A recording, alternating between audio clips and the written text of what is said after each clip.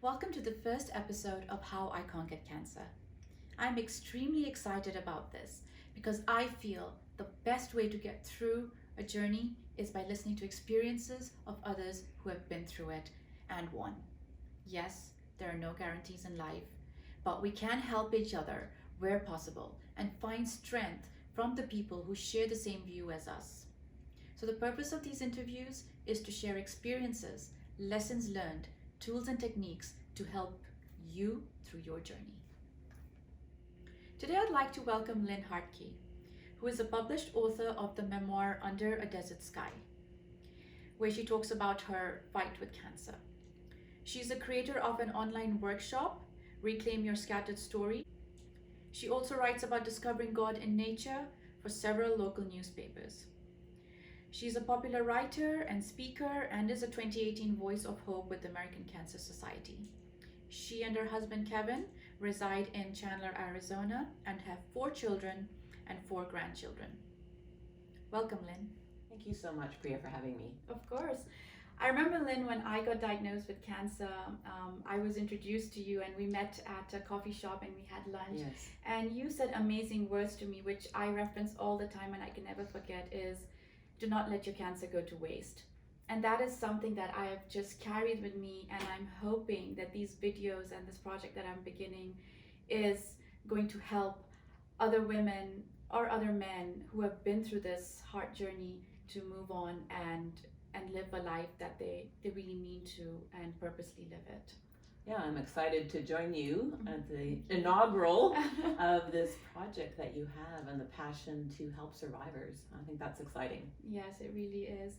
So Lynne, tell us a little bit about how old you were when you were diagnosed with cancer and what went through your mind when you first heard those words, you have cancer. I was diagnosed 10 years ago. I was 48 years old at that time, and it was through a routine mammogram. So the doctor saw something a little bit different and wanted me to go in for a biopsy. And of course they gave me those words, assurance, it's gonna be nothing, you're young, don't be worried. And I had the biopsy and they actually called me on the phone and gave me the news. They didn't call me into the office. And both my parents were with me on that day. And the doctor said, I'm sorry to tell you, but you have cancer. And I think my initial reaction was just like the world stood still and everything was in slow motion. But I knew right away that I needed to call my husband and tell him that I had the disease that killed both his parents. Oh my gosh, that must have been such a tough moment for you. So were you thinking about yourself or were you thinking about what your husband's gonna go I through? was thinking about my husband and having to tell my 4 children the news. They'd obviously lost 2 grandparents at that point. Yeah. And I think, it's obviously hard to tell everyone. Yes. And I remember when I told my husband all I could do was cry on the phone, and he, immediately dropped everything and came. And then having to tell my kids. 2 of them were grown, and one was in junior high and one in high school. And telling my boys was difficult, but telling my 2 girls was a thing as a mom I never thought I would experience, knowing they could never check no again on medical forms in regard to breast cancer history in the family, because I was the first one to be diagnosed in the family. Wow. So how did your kids react?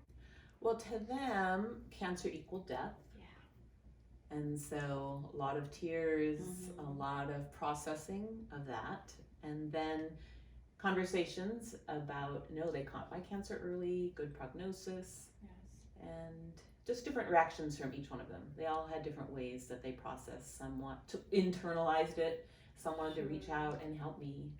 So just different ways as kids that they processed. And do you feel like it changed your relationship as a family at that point where you all just had to come together and you know that you had to deal with a situation like this or a journey that... I felt it did bring us closer together. Yes. I know I've had friends with different stories with their cancer journey, but for us, I feel it did bring us closer together. Okay. So what kind of cancer were you diagnosed with, and what kind of treatments did you go through?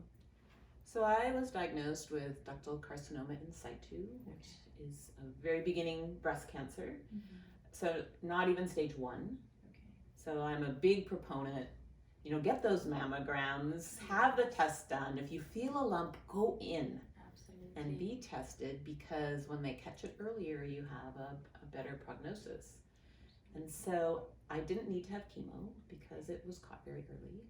And I had a lumpectomy. They didn't have clean margins, so I went back in and had a second one. Okay. And then about 7 weeks of radiation, and then a cancer, estrogen blocker drug for 5 years.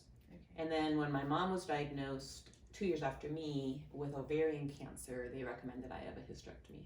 Oh wow. So that was just for more prevention. I was having some other side effects, Okay. some rare side effects from the estrogen blocker. Okay. And so they were also leaning towards having that done also. But then when my mom was diagnosed with ovarian cancer, even though the genetic tests came back negative, they strongly encouraged me to have a hysterectomy. Okay. And this was 5 years after you had already gone through your cancer treatment? I was still on the estrogen blocker, so maybe 2 or 3 years after. So how did that make you feel? Because now you are here fighting your own cancer, and then your mom gets diagnosed. How did that? What worked for you to get through this? And I didn't mention my dad was diagnosed too, similar wow. time as my mom. So I was being seen by an oncologist here in Arizona, my parents in Minnesota, the back and forth of traveling. Wow. And I think the challenge was, it's one thing to trust your own life, and for me with my faith to trust God with my own life, but it was completely different story to trust God with my parents' life. Right. So that was a big challenge for me. How old were you? How old were your parents at the time of diagnosis? Around 75. Okay. But very healthy, energy and running around and all kinds of projects and nonprofits and never slowing down. Yeah. My dad was diagnosed with melanoma and given 6 months to live, but he was put on a clinical trial. Okay. And actually lived 2.5 years with very good quality of life. He wanted to live for my mom. Wow. I think he would have been fine with just being done, but he was like, I don't want your mom to be a widow. And so he fought for her, and my mom lived 18 months after treatment. Okay. And but they were both stage 4 when they were diagnosed. They were. Sorry to hear that. How did you react with that news and you going through the same cancer fear? All the emotions, right? I can just imagine. Anger, grief, loss, and I was like, we're gonna fight this, and trying to be on their team and do what they wanted. But all the different emotions, obviously. Yeah, I think it's such a difficult time for you as it is, because as you said, cancer equals death. Now having your family in the mix, I can't even just imagine what it must have been through for you and your whole family to go through that. What was the one thing, thought or mantra that you strongly believed in that got you through this unexpected, unwanted journey that you started on? I didn't have a specific phrase that I clung to. I always just felt I would get through it. And my husband had that same attitude, even though he had lost his parents, maybe because they had caught my cancer so early. And so I was like, I'm just going to do everything they tell me and get to the other side. And I know my husband, I had a calendar where I was marking off the days. He took a tape measure, he strung it out how many days I was on radiation, and he moved it up an inch each time, and he hung that by his desk. So yeah.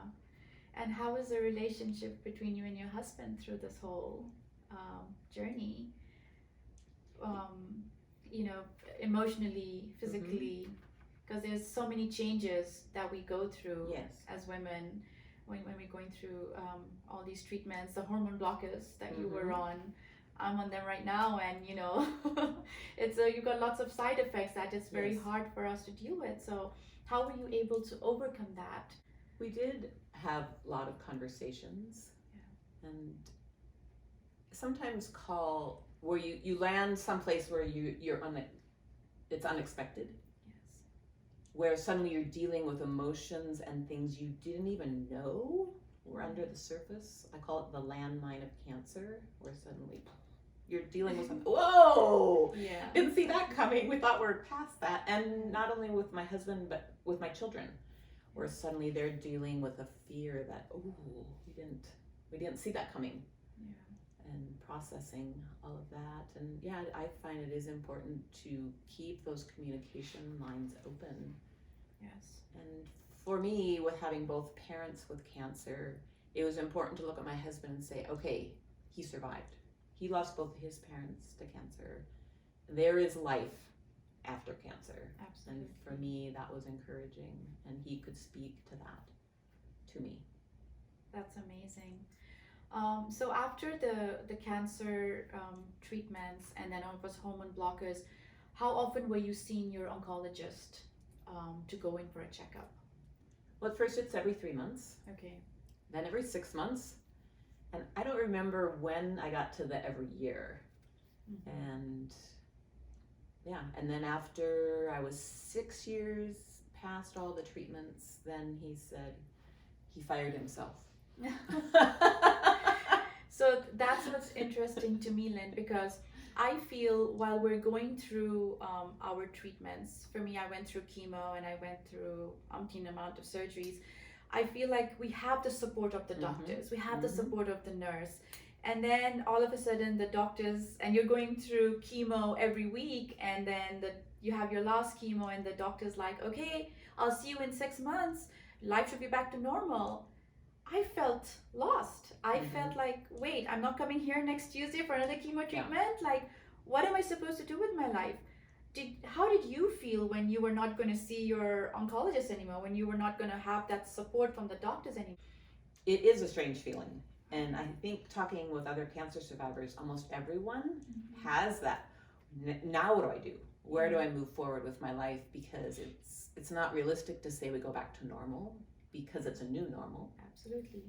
And I usually refer to it as, we had this nice drawing, this map of our life, and it's just been ripped up and thrown out the window. Yeah. And we're left going, okay, where am I heading? Yes.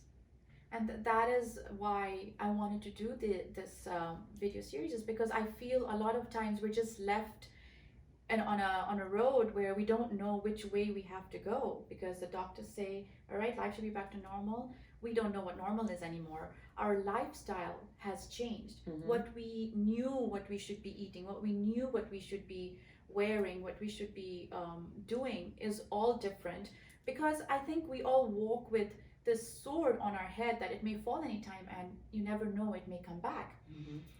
Yes, there are no guarantees in life, but I feel talking to other survivors like yourself who have been through it, and you're a 10-year survivor, what are you doing now that is helping you move forward and move past the I have cancer and you are now a survivor, because that's your new label. What are you doing with your life now, and how is it becoming a normal life, and how is it becoming a better life for you? One of the biggest changes I made after having cancer was to not live with the idea I will wait till someday. And I always thought, well, I want to write. And I thought, I'm going to quit waiting for someday. And so soon after finishing treatment in my 40s, I went back to college and took some writing classes. Sat next to students that were younger than my own children. And there I was learning about nouns and verbs again. And interesting enough, most of the classes I took were fiction writing.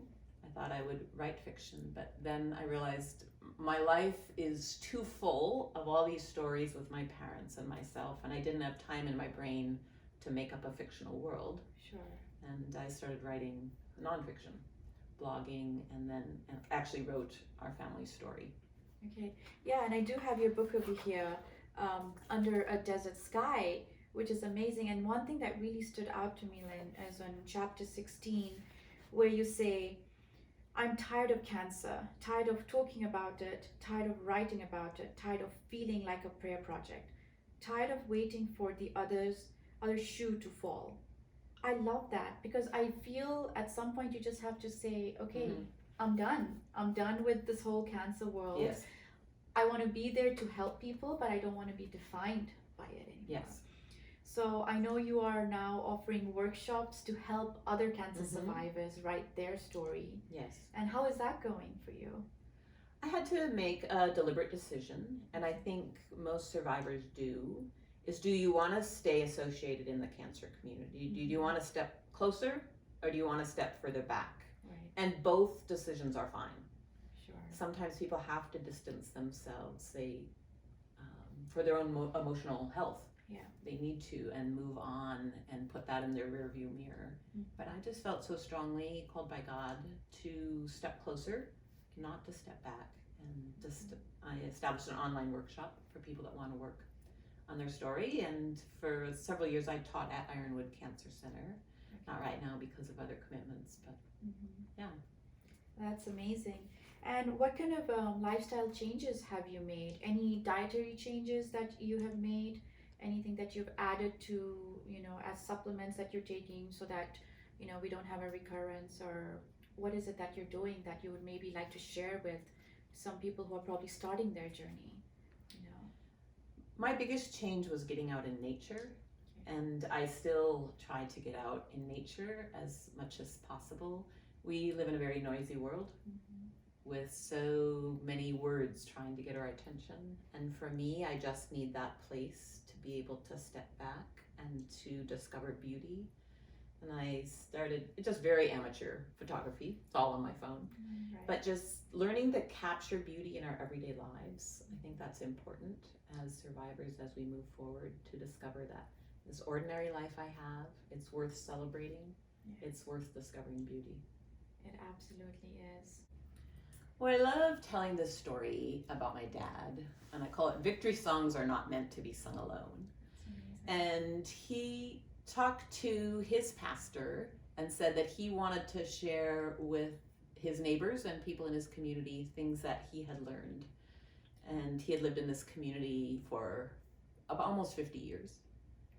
And so I flew back to listen and be a part of it. And he shared some things and thanked my mom for all her help. And all my life I had known my dad as a beautiful tenor soloist. Okay. And he'd sing around the house and whistle. And so one thing he wanted to do was end with a song that he had learned from his dad, who used to sing this song about God watching over the sparrows. And he used to sing it while he milked the cows. And he would, be milking the cow. He always had a few that he milked by hand, and he'd be squirting the milk and feeding the barn cats all around. And I had all these memories, of course, of various generations. And my dad starts singing this song, and his voice isn't this beautiful tenor that I remember. He'd had a radiation very specific, on his throat and face, and so his voice was raspy and it started breaking on the high notes. And I'm like, oh, cancer's trying to steal his voice. Yeah. But then this little old lady in the second row, she started to join in on the song. Wow. And then this mom juggling a toddler on her lap on this side of me, she starts joining in the song. And then this teenage kid who looked bored during the whole time my dad was sharing, he sits up a little straighter and he starts singing this song. Wow. And this solo becomes this unrehearsed ensemble and this beautiful expression of when we're going through hard times. Victory songs aren't meant to be sung alone. Yeah. And when we're done with cancer, the victory that we've made it through, it's not to be lived alone. Absolutely. Either. And we can move forward, whether we're in treatment or past treatment, whether we've had good news or bad news. Victory songs aren't meant to be sung alone. And we can surround ourselves with people that love us and celebrate this beautiful life that we have. Absolutely. Love should begin with yourself first. And that's the only way you can spread it out to other people. So it all just comes down to love. Yeah, and I think that's a valuable lesson. And one thing that when we've had cancer, it forces us to examine our lives. And when I say don't waste your cancer, that's what I mean. Absolutely. Make the changes that you want to make and then move forward. Can we talk a little bit about how God helped you through your process? Because I know you're a big believer in God. were you already a big believer, or going through this process brought it on for you more? I was already a big believer in God, and faith in Jesus was very important to me. And I won't say that it didn't mean I didn't ask my questions Yes. of why. But I think what I learned was that you're not alone in your fear, and you're not foolish to hope, and you're never forsaken by a loving God. He walks you through those hard times. Yeah. Just have to believe in him and trust that he will take care of you. Yes, and he's faithful. Yes. And often brings people around to do that and to step in. Yes. I found that to be true. That is amazing. And very. Thank you so much, Lynne. This was such an amazing talk that we had. And please do look out for Lynne on Facebook. She has her website, lynnehartke.com. And if you feel like you have a story to share, which Lynne believes everyone has a story, so if you feel like you don't know how to write it, please reach out to her and she will help you get it out on paper. Because I feel sometimes we have something to share and we just don't know how to get started. Yes, very true. And everyone has a story, and no one's story is bigger than the other. So there you have it, people. Cancer is not the end of your life. In fact, it's a second chance to a better life. And always remember, attitude is a little thing that can make a big difference. Thank you, and join me next week for another interesting episode.